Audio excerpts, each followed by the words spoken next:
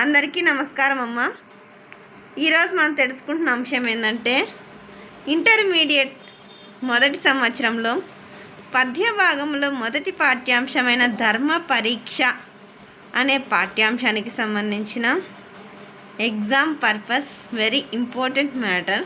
ముందుగా మనము ఎగ్జామ్లో ఏ క్వశ్చన్స్ వచ్చినా కానీ ధర్మ పరీక్షకు సంబంధించి నేను తయారు చేసిన ఈ మ్యాటర్ మీరు రాస్తే చాలు, మీకు ఖచ్చితంగా అంటే ఫుల్ మార్క్స్ పడతాయి. ఆ క్వశ్చన్స్ ఏ క్వశ్చన్ వచ్చినా కానీ ముందుగా ఈ ధర్మ పరీక్ష అనే పాఠ్యాంశాన్ని రచించిన రచయిత పేరు కవి పేరు తిక్కన సోమయాజి గారు. మహాభారతం అనేది ఒక పెద్ద 18 పర్వాల మహాగ్రంథం. దీంట్లో 2.5 పర్వాలను నన్నయ్య, మిగిలిన విరాట పర్వం మొదలుకొని స్వర్గారోహణ పర్వం వరకు రచించిన తిక్కన గారు, తర్వాత మిగిలిన అరపర్వం ఉంది కదా 2.5 పర్వాల్లో ఒక సగం, దాన్ని రాసిన ఎర్రన, వీళ్ళు ముగ్గురిని కలిపి కవిత్రయం అంటారు. ఈ ఆంధ్ర మహాభారతంలోని మహాప్రస్థాన పర్వం ఏకాశ్వాసంలోనిది ఈ ధర్మ పరీక్ష అనే పాఠ్యాంశం. మహాప్రస్థానం అంటే ఏందవా అని మీకు సందేహం రావచ్చు.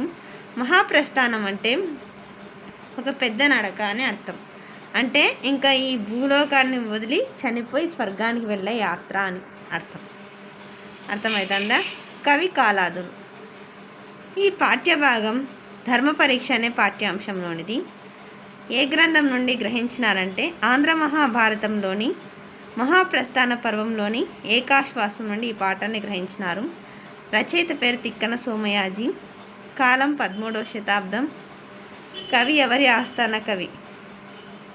నెల్లూరును పాలించిన మన్మసిద్ధి ఆస్థానంలోని కవి ఈ తిక్కన సోమయాజి గారు.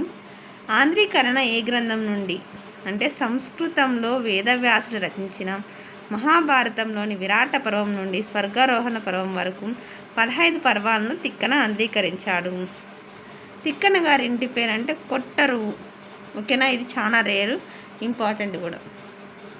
సోమయాజిగా అంటే తిక్కన గారి యజ్ఞం చేసి తిక్కన సోమయాజి అని పేరు పడింది. ఓకేనా, సోమయాజి అంటే యజ్ఞం చేయడం వల్ల ఆయనకు ఆ పేరు వచ్చింది. తిక్కన తొలి రచన ఇది నిర్వచనోత్తర రామాయణం. దీన్ని తన ప్రభు అయిన మన్మసిద్ధికి అంకితం ఇచ్చినాడు తిక్కన భారత రచన అంకితం. తిక్కన గారు భారతాన్ని ఆంధ్రుల మోదాన్ని పొందే విధంగా రచించినాడు. దీన్ని హరహరనాథునికి అంకితం చేసినాడు. తిక్కన గారి బిరుదులు ఏమంటే కవి బ్రహ్మ, ఉభయ కవి మిత్రుడు. తర్వాతది తిక్కన గారి గ్రంథములు. ఈయన విజయసేనము అనే ప్రబంధాన్ని, కవి వార్ఘవబుధము అనే చందో గ్రంథాన్ని, కృష్ణ శతకమును రచించినాడని చెప్తారు. కానీ ఈ గ్రంథములు అలభ్యాలు. తిక్కన రచనా విధానం. ఈయన కవిత్వంలో అల్పాక్షరాలతో అనల్పార్థన రచన, నాటకీయతకు ప్రాధాన్యం ఉంటుంది. పాఠ్యభాగ సందర్భం. ఈ పాఠ్యభాగం ఏ సందర్భంలో రాస్తున్నారంటే కురుక్షేత్ర యుద్ధం జరిగిన తర్వాత ధర్మరాజు హస్తినాపురానికి రాజుగా అయ్యి రాజ్యపాలన చేస్తున్నాడు. కాలంలో వచ్చిన మార్పులంటే ఏంది? కలియుగం ఆరంభం అయితేనే ద్వారకలో యాదవులు ఒకరికొరకు చంపుకొని కృష్ణుడు, బలరాముడు చనిపోయినారని అర్జునుడు ధర్మరాజుకు చెప్తాడు. దానితో ధర్మరాజు ఇంకా ఈ కర్మ, ఈ భూమి, ఈ సంబంధాలు ఇంకా చాలు, ఇంకా మనము ఉత్తమ గతిని పొందాలని అనుకుంటా, అంటే ఇంకా స్వర్గానికి వెళ్దామని అనుకుంటారు. అందుకు మహాప్రస్థానమే ఉత్తమ సాధనమని భావించి, మహాప్రస్థానం అంటే లోకాంతర యాత్ర, అంటే ఈ భూమాన్ని వదిలేసేసి ఇంకా వెళ్ళిపోవడం. ధర్మరాజు ధృతరాష్ట్రునికి వైశ్యశ్రీల వల్ల పుట్టిన యుయుస్తరునికి, అంటే ధర్మరాజుకు 100 మంది కౌరవులు పుత్రులు కదా, అది గాంధారికి పుట్టిన సంతానం. కానీ ఒక వేశ్య అంటే తెలుసు కదా, ఒక వేశ్యకి ధృతరాష్ట్రునికి ఒక కొడుకు పుట్టినాడంట, యుయుస్తరుడు. అతనికి కురురాజ్యాన్ని మొత్తం అప్పచెప్పేసేసి పెద్దగా నియమించేసి సుభద్ర మనవడు అభిమన్యుని కొడుకు, అంటే ఎవరు, పరీక్షిత్తుకి రాజుగా చేసేసినారు. పరీక్షిత్తుని రాజుగా చేసేసి బ్రాహ్మణులు అనేక దానాలు చేసేసి కృపాచారుణ్ణి పరీక్షిత్తుకు గురువుగా మంచెడుని నిర్ణయించడానికి పెట్టేసి ఇంక వాళ్ళు మహాప్రస్థానానికి బయలుదేరినారు. అక్కడ ప్రజలను ఒప్పించేసి పోయినారు. కానీ అక్కడ వాళ్ళకి వీడుకోలు చెప్పడానికి వచ్చిన ప్రజలు ఒకరికొకరు తొక్కిస్లాట్లో కొట్లాట పెట్టుకున్నారు. ఇంకా ధర్మరాజుకి అర్థమైపోయింది, కలయుగం అనేది ప్రారంభమైనందువలనే ప్రజలు ఇట్లా ఒకరికొకరు కొట్లాడుకుంటున్నారు, తగులు ఆడుతున్నారని చెప్పినాడు. సహదేవుడు ధర్మరాజుకు చెప్పినాడు. ఎవరు? సహదేవునికి భవిష్యత్తు తెలుసుకునే శక్తి ఉంది కాబట్టి. అప్పుడు ధర్మరాజు నవ్వి, ఇంకా మన జీవితాలు చాలు అంటూ జింక చర్మాలను, నార వస్త్రాలను ధరించి ధర్మరాజు సోదరులు మిగిలిన నలుగురితో కలిసి ద్రౌపది కూడా వాళ్ళ వెంట ఆ నారచీరను ధరించి కదిలింది. తర్వాతది పాండవులు తమ అగ్నులను నీళ్ళల్లో కలిపేశారు. వారు రాజ్యభోగాలన్నీ వదిలేసేసేసి మహాప్రస్థానం బయలుదేరినారు, ఇంకా మోక్షాన్ని ఎదుర్కొంటూ. పంచపాండవుల వెంట 5 మంది పాండవులు, ఒకరెవరు? ద్రౌపది. తర్వాత 7వ వ్యక్తి ఎవరంటే కుక్క.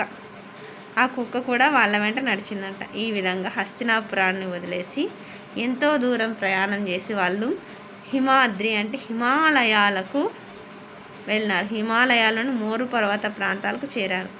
దానితో మన పాఠ్యభాగం ప్రారంభమవుతుంది. అర్థమవుతుందా? ఇప్పుడు మనం పాఠ్యభాగ సారాంశాన్ని చూద్దాం. ఓకేనా నాన్న? పాండవులు హస్తినాపురం నుండి బయలుదేరి శ్రమ లేకుండా హిమాద్రిని దాటి నదులు, కొండలు మొదలైనవన్నీ దాటుకుంటూ వెళ్ళినారు. చాలా దృఢమైన నమ్మకంతో, యోగనిష్ట చేత వాళ్ళు ఆ మంచి కొండల్ని, ఆకలి దప్పులన్నీ వదిలేసి వెళ్తున్నా కానీ వాళ్ళకి ఏ బాధ కానీ ఏమీ కానీ ఆ ప్రయాణంలో అనిపించలేదంట. మోరు పర్వతాల దగ్గరకు భూభాగం చేరుకున్నారు. పాండవులు 5గురు ఉన్నారు కదా, మళ్ళీ వాళ్ళ భార్య పేరు ఏం పేరు? ద్రౌపది. యోగ సాధన తత్పరులై శీఘ్రంగా ప్రయాణించారు. వారు వెంట ఒక కుక్క కూడా అంటే మోక్షాన్ని వెతుక్కుంటూ తొందరగా బయలుదేరారు. వాళ్ళతో పాటు ఒక కుక్క కానీ పోతాను. సరే, నెక్స్ట్ ద్రౌపది సహదేవుల పతనం. ద్రౌపది యోగము సడలిపోయి నేలపై పడిపోయింది. ద్రౌపది చేసిన పుణ్యాలు అవన్నీ అయిపోయి నేల మీద పడిపోయింది. ద్రౌపది వల్ల ధర్మహాని ఎప్పుడే కానీ జరగలేదు. అట్లాంటి ద్రౌపది నేల మీద పడ్డమేంది అని భీముడు ధర్మరాజుని అడిగితే, ద్రౌపది 5 మంది భర్తల్ని సమానంగా చూడాలి కదా, కానీ ద్రౌపదికి అర్జునుడు అంటే ఎక్కువ ఇష్టం, స్వార్థాన్ని చూపింది కాబట్టి ఆమె చేసిన పుణ్యం అంతా వెళ్ళిపోయింది అంటాడు ధర్మరాజు. తర్వాత అట్లనే కొంచెం ముందరికి పోతారు. తర్వాత సహదేవుడు పడిపోయినాడంట.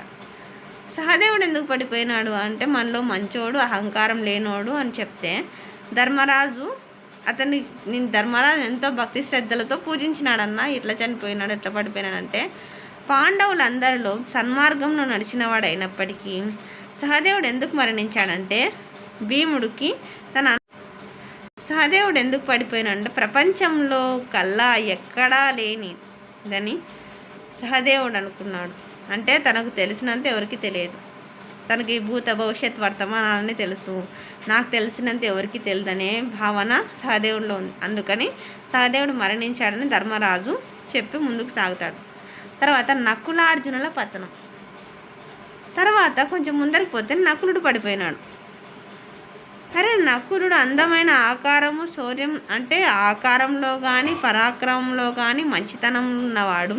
అట్లాంటి నకులుడు కౌరవులలోనే కాదు, లోకంలో మరెవ్వరు కూడా నకులుడంతా అందంగా ఉండరు. అట్లాంటి వాడు ఎట్లా అంటే, అతను ప్రపంచంలో నన్ను మించిన అందంలో ఎవరు ఉండరని అహంకారంతో ఉండేవాడంట తనలో తను.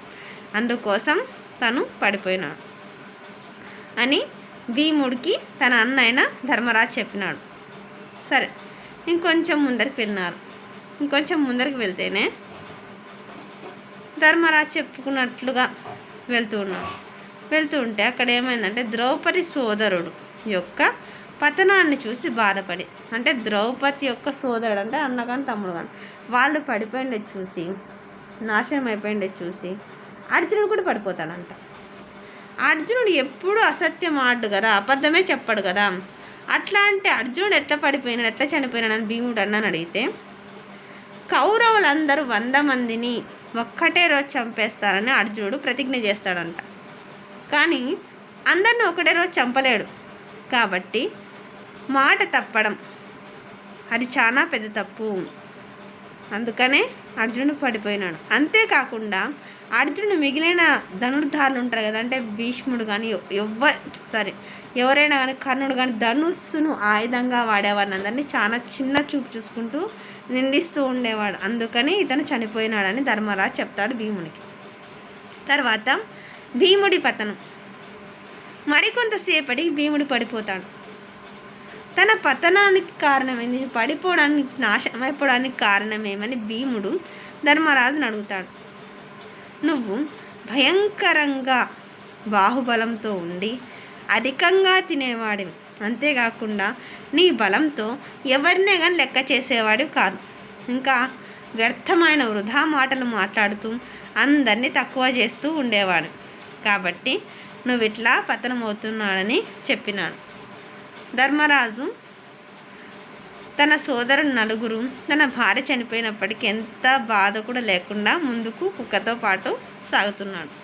అప్పుడు ఇంద్రుడు ప్రత్యక్షం కావడం. ఇంద్రుడు అర్జునుడు ముందు ప్రత్యక్షమయ్యాడు. ధర్మరాజుకు నమస్కరించి ఇంద్రుడు ధర్మరాజును తన రథం ఎక్కి తనతో స్వర్గానికి రమ్మని. ద్రౌపది తన సోదరులంటే మీరు నలుగురున్నారు కదా, భీముడు, అర్జునుడు, నకులుడు, సహదేవుడు, వీళ్ళందరూ కూడా ఆ మహాప్రస్థానంలో వచ్చినారు, కానీ వాళ్ళ దారిలో మరణించినారు కదా, వారు లేకుండా ఒక్కడు స్వర్గానికి రానని చెప్పినాడంటే ధర్మరాజు. ఇంద్రుడు వాళ్ళతో ఏం చెప్పినా, నీ సోదరులు ద్రౌపది తన శరీరాలను విడిచేసినారు కానీ వాళ్ళు స్వర్గాన్ని చేరుకున్నారు, వారిని నువ్వు కూడా స్వర్గంలో చూడవచ్చు, నువ్వు నాతో రా పెడదామని ఇంద్రుడు అన్నాడంట. దానికి ధర్మరాజు ఏం చెప్పినాడంటే, ఇంద్రుడికి ధర్మరాజు కుక్క గురించి వివాదం. ఇంద్రుడికి ధర్మరాజుకి మధ్య కుక్క కోసం కొట్లాట, వివాదం. నేను బయలుదేరినప్పటి నుండి విడిచిపెట్టకుండా నా వెంట కుక్క కూడా నాతో స్వర్గానికి రావాలని, నేను బయలుదేరినప్పటి నుండి నన్ను విడిచిపెట్టుకోకుండా ఈ కుక్క కూడా నాతో పాటు వస్తుంది, కాబట్టి ఈ కుక్కను కూడా స్వర్గానికి రావాలని ధర్మరాజు ఇంద్రుడికి చెప్పినాడు. కుక్కకి దివ్యత్వం రాదని ధర్మరాజుకు న్యాయ మాటలను చెప్పినాడు. కుక్కను వదిలేసేసి రమ్మంటే కఠినమైన కార్యం ఆలస్యం చేయకుండా రమ్మని ఇంద్రుడు ధర్మరాజు చెప్పినాడు. ఎంత దుస్సాహసమైన పనినైనా ఇంద్రుడు వంటి సత్పురుషుడు కోసం చెయ్యాలని, భక్తులను విడిచిపెట్టడం వల్ల స్వర్గ సుఖాలకు తగిన ఆనందాన్ని కలిగించవని ధర్మరాజు చెప్పినాడు. ఎంత సుఖం ఉన్నా ఎన్నున్నా నన్ను సేవిస్తున్న వాళ్ళను వదిలేసి వచ్చి స్వర్గంలో అనుభవించే సుఖాలు నాకు అవసరం లేదని ధర్మరాజు చెప్పినాడంట. కుక్కకు స్వర్గంలో చోటు ఉండదు, ఎందుకంటే కుక్కను వదిలేసే, కుక్కని పాపం రాదు, కుక్కను వదిలేసినంత నీకేం పాపం రాదు, స్వర్గానికి దూరం చేసుకోవద్దు అనవసరంగా, నా మాట విను అని ఇంద్రుడు ధర్మరాజు చెప్పినాడు. దేవేంద్ర, నా మాట విను. భక్తితో చేసిన సేవకుణ్ణి వదలడం బ్రహ్మహత్యతో సమానం. అంటే మన భక్తితో గౌరవంతో మనకు సేవ చేస్తున్న సేవకుణ్ణి ఉన్నట్టుండి వదిలేసి వచ్చేయడం అది ఒక యజమాని కర్తవ్యం కాదు, నేను చేసేది పాపం కాదు. ధర్మరాజు ఇంద్రునికి చెప్పినాడంట. యజ్ఞ దీక్ష యజ్ఞం చేస్తుండే దీక్షలో ఉన్న వాడిని ఒకవేళ కుక్క తగిలితే కుక్క ముట్టుకుంటే అతను చేస్తున్న యజ్ఞదీక్ష మొత్తం నశించిపోతుంది. కాబట్టి పట్టద్దు, కుక్కని విడిచిపెట్టేసేయి. అందువలన కుక్కకి స్వర్గ సౌఖ్యం లభించదు, కుక్కకు స్వర్గంలో ఉండే సంతోషాన్ని అనుభవించే అర్హత లేదు. నీవు పుణ్య సంపదని, నువ్వు పుణ్యాత్ముడివి, కాబట్టి నీకు దివ్యలోకాన్ని దర్శించుకునే అవకాశం వచ్చింది. అయినా దివ్యత్వాన్ని పొందకుండా తగని పని సోదరులను, భార్యను అందరినీ వదిలేసి కుక్క కోసం ఇక్కడ ఉండడం ఏంది అంటే, నాకు ఎవరు అవసరం లేదు, నేను ఈ కుక్కను విడిచి ఉండను, ఇక్కడే నేను ఈ పద్ధతిలోనే ఉంటాను అని ఇంద్రునికి ధర్మరాజు చెప్పినాడంట. ధర్మరాజు నిశ్చయవాచాలు. దేవేంద్ర, నీవు స్వర్గలోకంలో ప్రభువి, ధర్మరక్షకుడు, మంచి చెడు పద్ధతులు నీకంటే ఇంకా ఎవరికైనా తెలుస్తాయా? మహాత్ములతో అన్నీ తెలిసిన వాళ్ళతో వాదించడం నాకు చేత కాదు, కాబట్టి ఈ విషయాన్ని చెప్తున్నాను, తప్పు కాదని చెప్పు. నా సోదరుడు ద్రౌపది నాతో వచ్చి మార్గమధ్యంలో చనిపోయినారు, వారి కోసం ఎంత ఏడ్చినా వారు మరలి రారు, దారిలో చనిపోకుండా నా వెంట వచ్చిన ఈ కుక్కను నేను వదిలిపెట్టడం తప్పు, కాబట్టి నీవే చెప్పు. ఏ తప్పు చేయని సేవకుని నిర్దాక్షిణ్యంగా వదిలిపెట్టి వచ్చేయడం ఒక మిత్రద్రోహంతో సమానం. శరణు కోరిన వారిని ఇలా విడవడం పరద్రవ్యాలను అహంకరించడం కుల వధువులను చంపడంతో సమానం. కాబట్టి స్వర్గం మాట ఎలా ఉన్నా కానీ మీరు నాపై దయ ఉంచండి. అందువలన నేను కుక్కను మిమ్మల్ని కుక్కను ఆదరించిన దోషం రాదన్నారు కదా, నేను ఇక్కడే కుక్కతో పాటు ఈ వనభూమిలోనే తపస్సు చేసుకుని ఉండిపోతాను అని ధర్మరాజునికి నిశ్చయంగా నిర్ణయించుకొని చెప్పేస్తున్నాడు.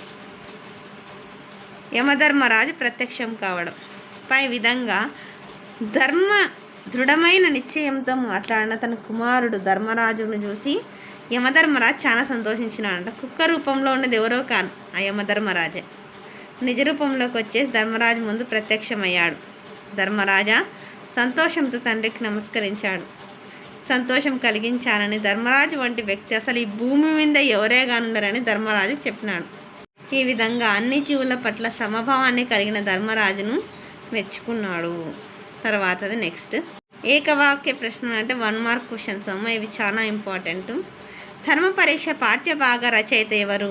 ధర్మ పరీక్ష పాఠ్యభాగ రచయిత పేరు ఏం పేరు? తిక్కన సోమయాజి. ధర్మ పరీక్షను ఏ గ్రంథం నుండి స్వీకరించారు? ధర్మ పరీక్ష పాఠ్యాంశాన్ని ఆంధ్ర మహాభారతంలోని మహాప్రస్థాన పర్వం నుండి స్వీకరించారు. తిక్కన ఎవరి ఆస్థాన కవి? తిక్కన నెల్లూరును పాలించిన మనుమసిద్ధి ఆస్థాన కవి. తర్వాత తిక్కన తన భారతాన్ని ఎవరికి అంకితం ఇచ్చినాడు? తిక్కన భారతాన్ని హరిహరనాథునికి అంకితం ఇచ్చినాడు. తర్వాత కేతన దశకుమార చరిత్రను ఎవరికి అంకితం ఇచ్చినాడంటే కేతన దశకుమార చరిత్రను తిక్కనకు అంకితం ఇచ్చినాడు.